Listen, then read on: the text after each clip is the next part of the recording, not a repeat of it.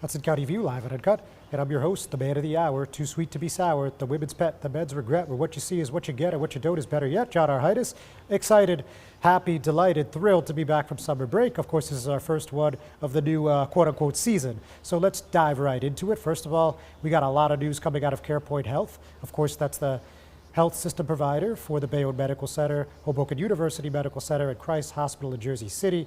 Last week, their volunteer board voted on financial restructuring, and a lot of people believe that that's going to lead to them eventually declaring Chapter 11 bankruptcy. And we're going to dive into that and what the moving parts look like there. And we're also going to be talking a little bit about 2025. Obviously, in Jersey City, things are starting really early, and that trend has been continuing. And former Governor Jim McGreevey, a Democrat, is going to attend a fundraiser next week that is hosted by Ocean County Republican Chairman George Gilmore. Of course, he had a $1 million tax fraud case, and in Donald Trump's last day in office, back in 2021, he actually pardoned Gilmore. He will be one of the co-hosts of that event over in Bayville on September 25th. So a lot of interesting notes there. So we're going to compare them and go over what's happening in the mayoral race. Also going to talk about a rare story out of Secaucus, where a former part-time DPW laborer and driver is claiming that he was called homophobic slurs and told to man the F up, and it didn't say F, when he got and eventually got terminated after they would not accommodate his injury sustained on the job. And today, I'm going to be sitting down with a guest out of Jersey City, and he's the Journal Square Community Association President, Tom Zupa. All that and a whole lot more right after this word from our sponsors.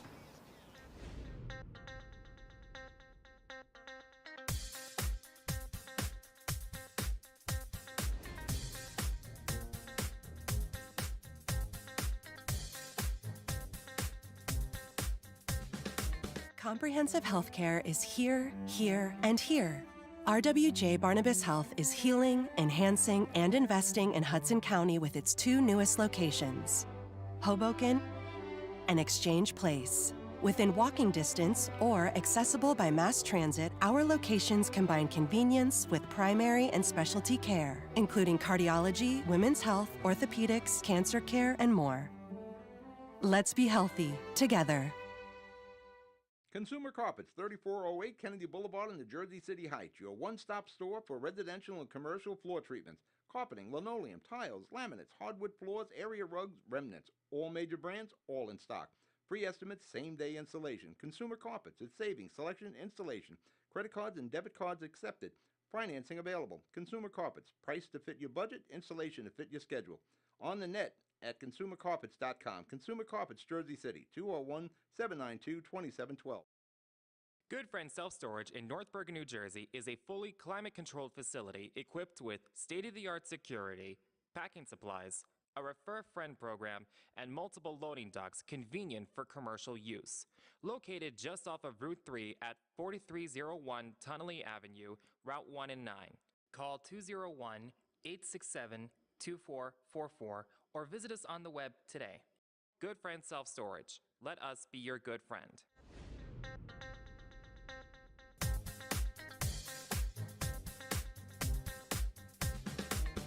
Hudson County View live and uncut, John R. Heinis. So let's dive into what's happening with CarePoint. So as I just mentioned to you guys a few moments ago, on Wednesday their board met. They approved a resolution where they basically said we're going to explore financial restructuring, which includes Chapter 11 bankruptcy. And you know, let's dive into that. So first things first, right? Now, I spoke to Jersey City Mayor Stephen Fulop. Of course, there's three key mayors here, and he had a lot to talk about. He said, I am not supportive of bankruptcy as proposed by CarePoint, as without appropriate bridge financing during the bankruptcy process, in addition to guarantees from the governor's office, neither of which exist today, and the risk for Hoboken and Christ hospitals closing permanently is too high.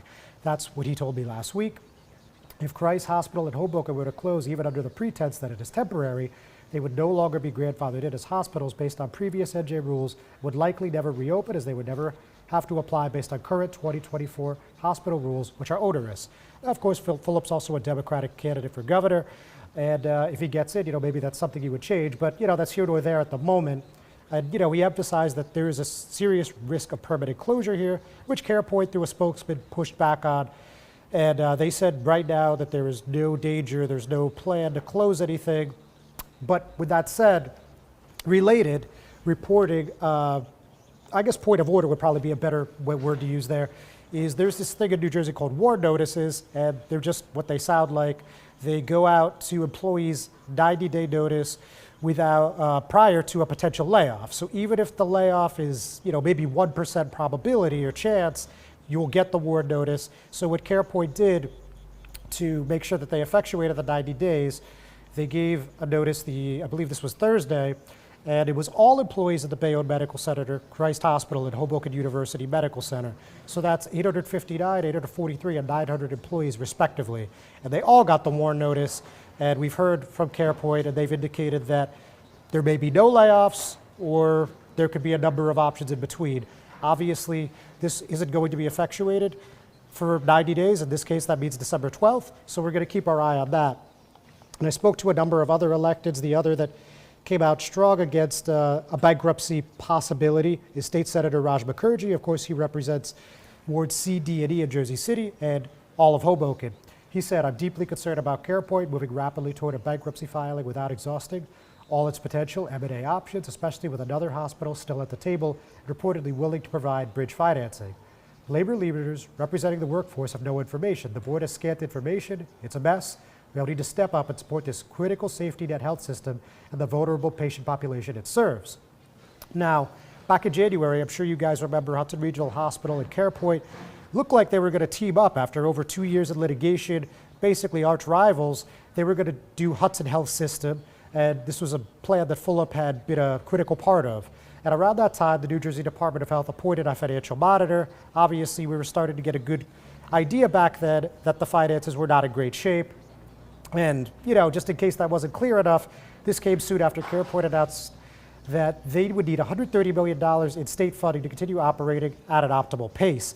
And now, we're not really sure where that stands, but remember, that matter's still in litigation. HRH suing CarePoint, claiming that they're in breach.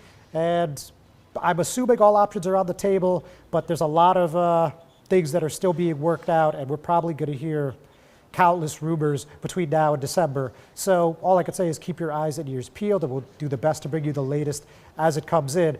Something that I will be reporting on this afternoon, but I will report first on this program, is that a board member for Jersey City has stepped down. So in place of him will be none other than Mayor Stephen Fulop. So with that, let's jump to the next topic.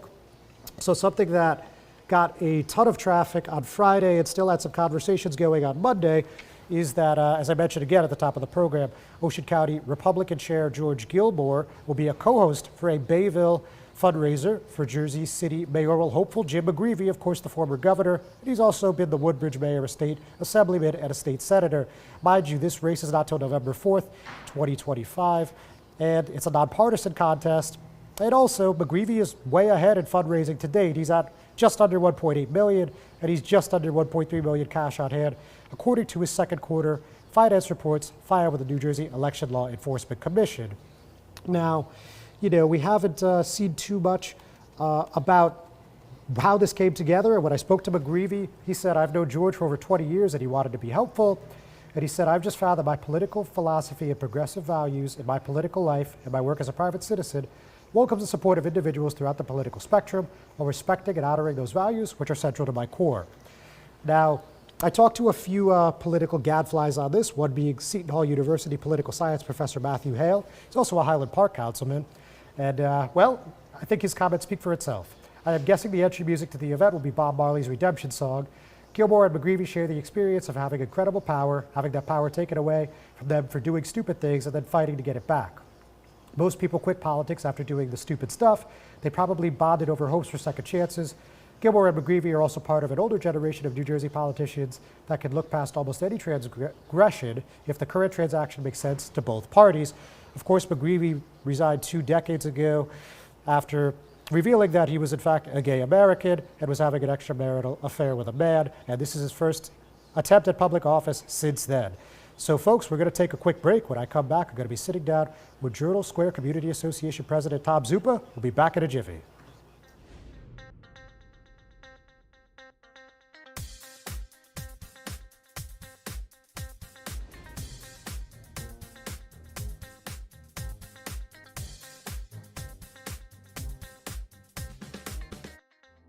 Newport, the luxury waterfront community on the Hudson River, offers a quality of life you deserve in one of our many high-rise towers.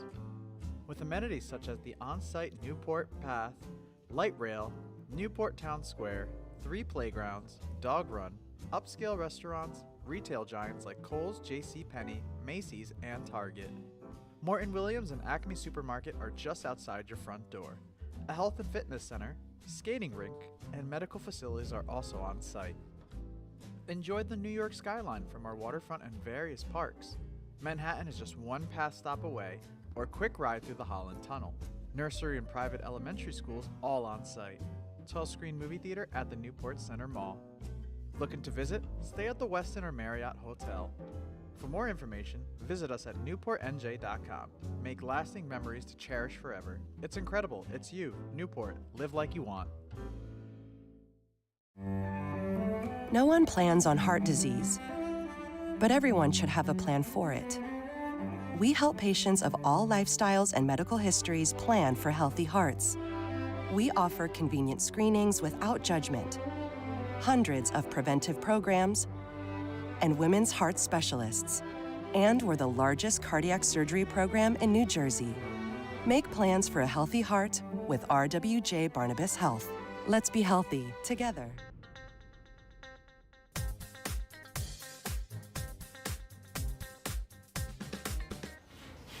Hudson County View live and uncut. John R. Heinis, and today, as I mentioned earlier, I'm joined with Journal Square Community Association President Tom Zupa. Tom, great to see you again. John, thanks for having me. Anytime. So, I mean, certainly the biggest issue right now in Journal Square is the Center Pompidou. You know, we know that the City Council approved it on first reading, 6-2-1. And, I mean, the conversations are robust, and you'll be hosting one yourself on Saturday. So, let's just start broadly. Like, what do you think of this project and the benefits, or not, that it brings to the neighborhood in Journal Square? Yeah, John, every major issue we have in Jersey City comes down to 3 things: enforceability, accountability, and transparency. So take the Pompidou, for example. The information that we had available came from Mayor Phillips' office and from his op-ed that he put out in Hudson County View. It came the Friday before a Wednesday council meeting. And obviously there's a lot of information that we don't have yet, including misinformation going out. But you come to expect that when we have so little time as a community to get the facts and form an opinion. So as you alluded to, we are hosting, as the Journal Square Community Association, a meeting with Mayor Phillip on Saturday, the 21st at 11 a.m. It's at the Hudson County Community College Student Center, located at 81 Sip Avenue, 2nd floor. All are welcome. The mayor is going to present his vision for the Pompidou, or for the cultural space in Journal Square. We'll have some questions from our membership, and then, of course, to open it up to the public. With a project of this magnitude, more information out first is better. So we, even though we have some limited time to address these concerns and the concerns from our community, we'll do our best to get the information out on Saturday. We have a survey going out to our membership now. I went out this morning. We'll get a sense of where the community's at and go from there. Certainly. And personally, my concern is, as an association, we've focused heavily in the last few months and the last few years on the lack of affordability in Journal Square. And if you're going to have a pilot and a tax abatement, usually, we as an association would be in favor of that, or not take such a position against it when we have affordable housing mandated as part of it. And union labor as part of the deal, and we have none of that. We don't have any affordable units going up for the Pompidou. Sure. Yeah, I mean, painting in broad strokes, like you said, it's a very big project, but I guess in a couple sentences, this was going to have $24 million coming from the state when it was at the Pat Side building. Obviously, Governor Murphy and Mayor Fulop had their falling out over the Senate race. Yeah. We've talked about that in excruciating detail, I think. And now it's going to be at 808 Pavonia Ave, and we have KRE Group have this tax break in front of them. So 2 things for you, and the first one, so where does the community association as a whole stand on this project? We haven't taken a position as a community association yet, and that's out of fairness to Mayor Fulop to give an opportunity for him to present to the community. Again, I am concerned that at least the council members, assuming our councilman as well, were notified weeks ago of this project, and the community meeting should have been held earlier. That's not solely on Mayor Fulop, obviously, because we have a local councilman who could have held some meetings. But we're going to wait to see what's presented. And again, given the issues that are there, what's the benefit to the local resident? I step out my door, I walk my dog every night, I see the issues we have to address. And if, in terms of the priority levels of what we're lacking in Journal Square and as Ward C and as a city as a whole, I'm not sure a French art museum is towards the top of the list. But I recognize the importance of having a transformative project for the neighborhood. And so, again, we do want to see the details. I think it was the redevelopment attorney referenced Harrison and the Red Bull Stadium and some of the pushback the community had back then. This is, apples and oranges or something, Right. apples and potatoes, dealing with, soccer, which is a tremendously popular sport, and the revenue generated to the community in Harrison compared to what may be a more limited resource specifically for our residents. I know tourists will love it, and we'll have the art community, which is split on the project as is, enjoying it, but how much of that's going to be beneficial to the people in Journal Square? Sure. Now, I get the sense that you already answered it, but I'm still going to ask, just in case. So if you were sitting on the dais next Wednesday and you had to vote on second reading for this tax break, 30 years, what would you do? Yeah, to the tax break itself, I don't think I'd vote yes on that, not without affordable housing. I understand the bigger benefit is getting this cultural institution in Journal Square, but if I have the same amount of information I have now as a council person, which is not knowing what the budget's going to be, what subsidies are available, and essentially how much is going to cost the taxpayer, not next year, 2 years, but in 5 years and further, I would have my concerns. And what can't be addressed right now is the Pompidou even coming to that space? That's a fair question for the residents to be aware of. And again, I anticipate Mayor Phillip will provide a response to that on Saturday. Yes, okay. And on a small clerical point, so what should I be calling you? A council candidate, a likely council candidate, a soon-to-be council candidate? You just call me a community advocate right now. It's obviously 2025 is looming large. Some of the mayoral candidates came out early, and I would say it's early to announce, but it's not early to do the work in the community. So my civic association has a board that's been operating for essentially since 2021. Serving families, senior citizens, and children in need in the community. So whether we make that jump to run for council for 2025, make the decision in a few weeks or a year, that work's been going on for 4 years, and I'm proud of that. Very good, Tom. Folks, don't go anywhere. Tom, certainly don't go anywhere. We're going to be right back after this break.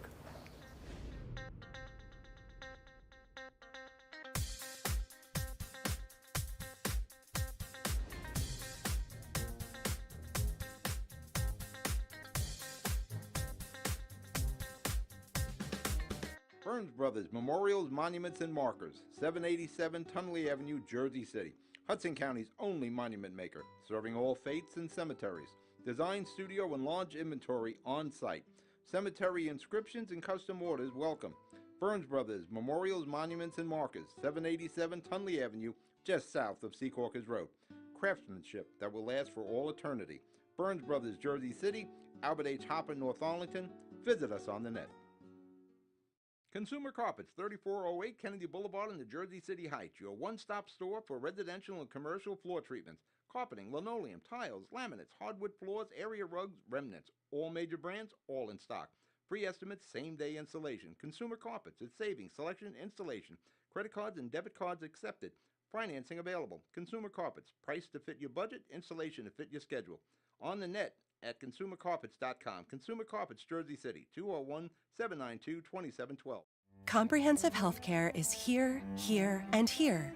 RWJ Barnabas Health is healing, enhancing, and investing in Hudson County with its 2 newest locations, Hoboken and Exchange Place. Within walking distance or accessible by mass transit, our locations combine convenience with primary and specialty care, including cardiology, women's health, orthopedics, cancer care, and more. Let's be healthy together.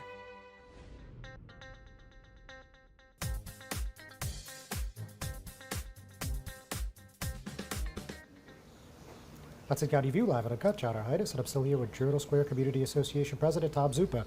So Tom, prior to the Pompidou basically eating up all the oxygen for Jersey City government and politics, you were talking about this affordable housing proposal that had been going on for a few years actually, and the council ultimately approved it after the planning board gave their approval.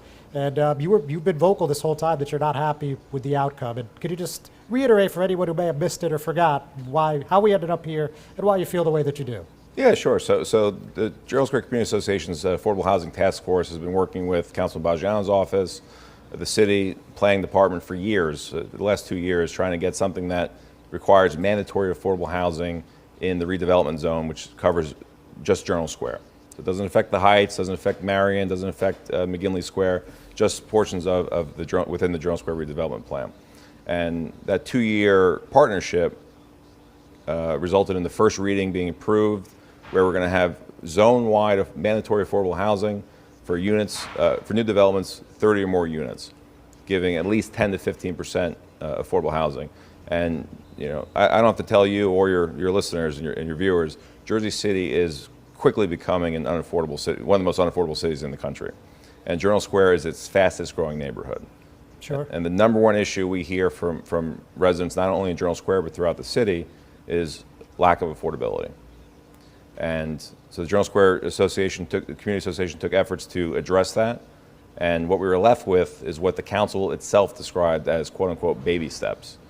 And we had asked the council to give us more time to present a better plan to alleviate some of the councilman's concerns, because as is, it's the first of its kind in the city in the sense of mandating affordable housing. So we can hold developers accountable, mandating affordable housing, but we also protect 1 to 2 family homes by limiting the lot size that this ordinance applies to. And this is something we're going to keep working on, but as we alluded to it a bit before the last segment, it may take the 2025 election to change what we can get. Right as it stands right now, 26% in terms of area of Journal Square is covered by the ordinance that the council voted on, but only 10% of that has affordable, has developable land.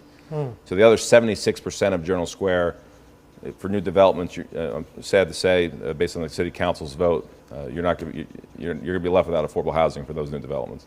So there's not much from an operational standpoint, I guess I could say, governmental, of course, but you're going to have to amend the ordinance. There's not much else that can be done, right?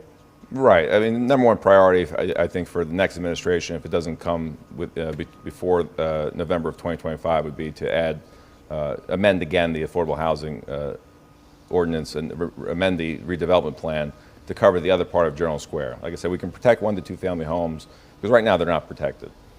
2 recent proposals, there's 2,000 units on Baldwin Avenue under the plan that Journal Square Community Association had advocated for. 10 to 15% of that would be reserved for affordable housing. And in some of the communities which are District 4, which would be more residential neighborhoods, you're seeing 67 unit buildings go up without a single affordable unit. Got it. So we're not doing anything to protect our local residents. So on that point, in the event you are on the ballot next year, and I would bet a large sum of money you are, what could you bring to Ward C, and why do you think it would be a different result than last time? Yeah, I learned a lot of valuable lessons between last election and now. Someone said I was too nice. It might have been you actually who said that. And I'll continue to be. One thing I pride myself on is what I say is genuine. I believe what I say. I believe what I'm saying in terms of my position on issues. But perhaps I was looking for the most perfect way to say it. Now we're just going to say it a lot more directly. And again, perhaps more so than last election, this one's really going to turn on record.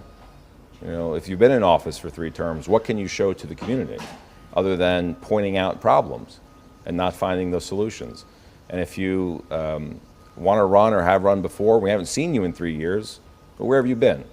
Again, I'm proud to say that I answer constituent concerns now as an unelected individual, give legal guidance, connect people with needed services, specifically people looking for landlord-tenant advice.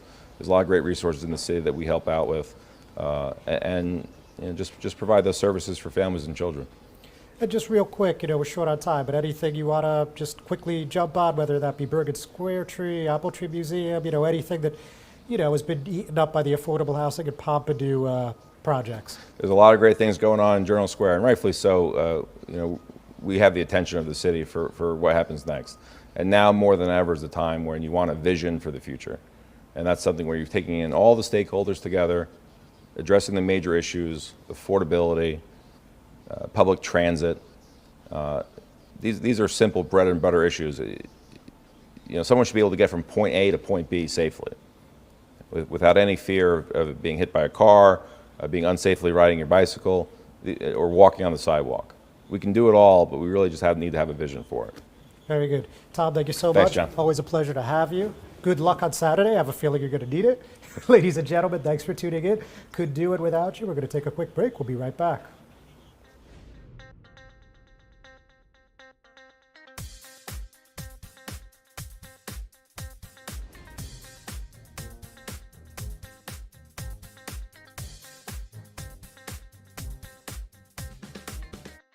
Good Friend Self-Storage in North Bergen, New Jersey is a fully climate-controlled facility equipped with state-of-the-art security, packing supplies, a Refer Friend program, and multiple loading docks convenient for commercial use. Located just off of Route 3 at 4301 Tunnelly Avenue, Route 1 and 9. Call 201-867-2444 or visit us on the web today. Good Friend Self-Storage. Let us be your good friend. Panapinto Properties, Jersey City, shaping the workplace with state-of-the-art office spaces and addresses your company desires. Building residences that define your home environment, adjacent to all modes of transportation with on-site parking available. The right address, the right lease. Call 201-521-9000 or visit online at panapintodevelopment.com. Panapinto Properties, building Jersey City for everyone. No one plans on heart disease, but everyone should have a plan for it. We help patients of all lifestyles and medical histories plan for healthy hearts. We offer convenient screenings without judgment, hundreds of preventive programs, and women's heart specialists. And we're the largest cardiac surgery program in New Jersey. Make plans for a healthy heart with RWJ Barnabas Health. Let's be healthy together.